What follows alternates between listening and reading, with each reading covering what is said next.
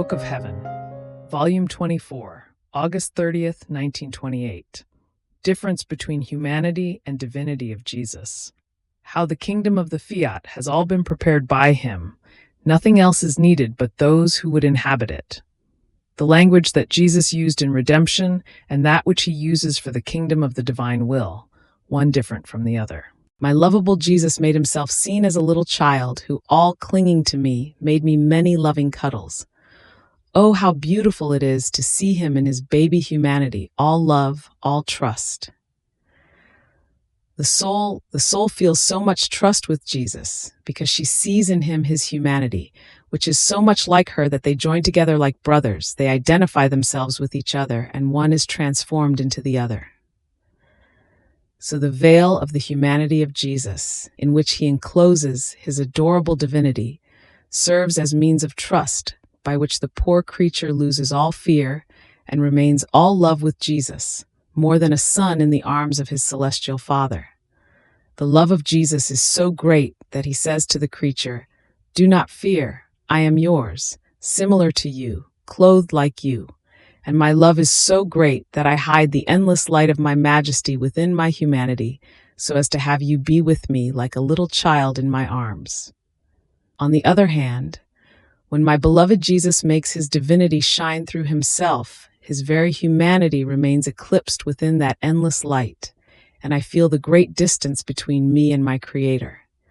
His blazing divine majesty annihilates me. I plunge myself into my dust, and not knowing where to go to escape his light, because there is not one point in which it is not present, I am the little atom that remains submerged within his very light. It seems to me that I am speaking nonsense, therefore I move on. So my highest good Jesus told me, "My daughter, the kingdom of my will is all prepared within my humanity, and I am ready to put it out to give it to creatures. It can be said that I form the foundations. I raise the factories. The rooms are innumerable and all adorned and illuminated, not with little lights, but with as many suns for as many truths as I have manifested about the divine Fiat. Nothing else is needed but those who would inhabit it.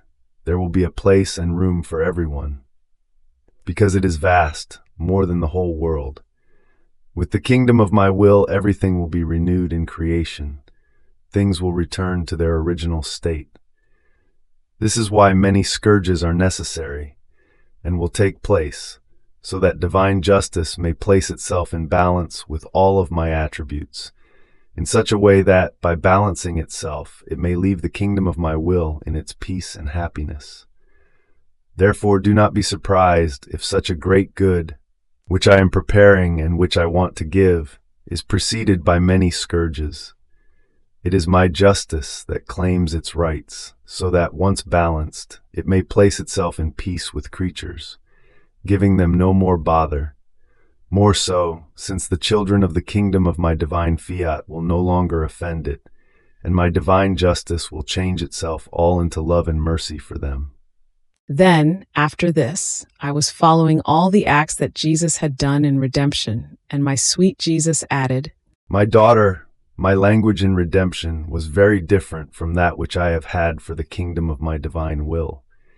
In fact, in redemption, my language was to adapt to people who were incapable, weak, ill, deaf, mute, and blind, and many were on the verge of the tomb. Therefore, in order to speak to them, I made use of parables and similes of the low world, which they themselves could touch with their own hands.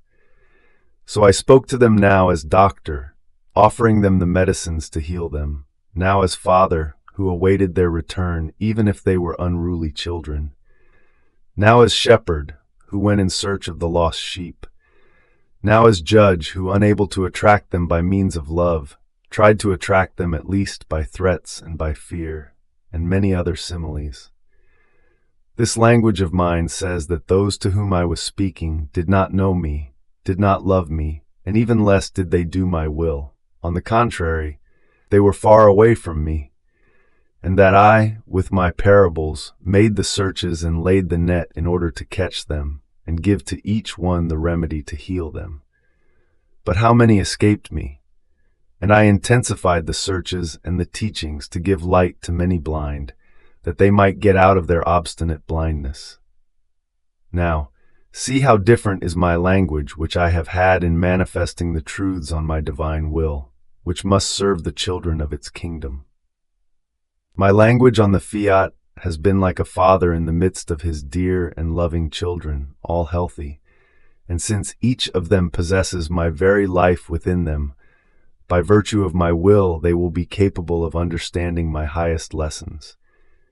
This is why I have moved beyond, placing before them the beautiful similes of the sun, of the spheres, of the heavens, of the very divine way of operating, which extends up to the infinite, because, having my divine Fiat in them, they will have within them the one who created the heavens, the spheres, the sun, who will give them the virtue of copying within themselves everything he created and his very ways which he has in his divine operating.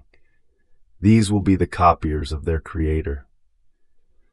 And this is why I have been so lengthy in manifesting the truths about my Fiat, which I did not do in redemption, because those were parables which contained human and finite manners. Therefore I did not have much material with which to be able to talk at length. On the other hand, the similes that regard my will are of divine manners, and therefore there is so much material to talk about that they become inexhaustible. Who can measure the vastness of the light of the sun and the intensity of its heat? No one. Who can ever put a boundary to the heavens and to the multiplicity of my divine works? Oh, if you knew how much wisdom, love, grace, light I have placed in manifesting my truths about my divine Fiat, you would be so drowned with joy as to no longer be able to live. And you would yearn for the work of your Jesus to be known, so that a work so exuberant, of incalculable price, may have its glory and may communicate its beneficial effects to the other creatures.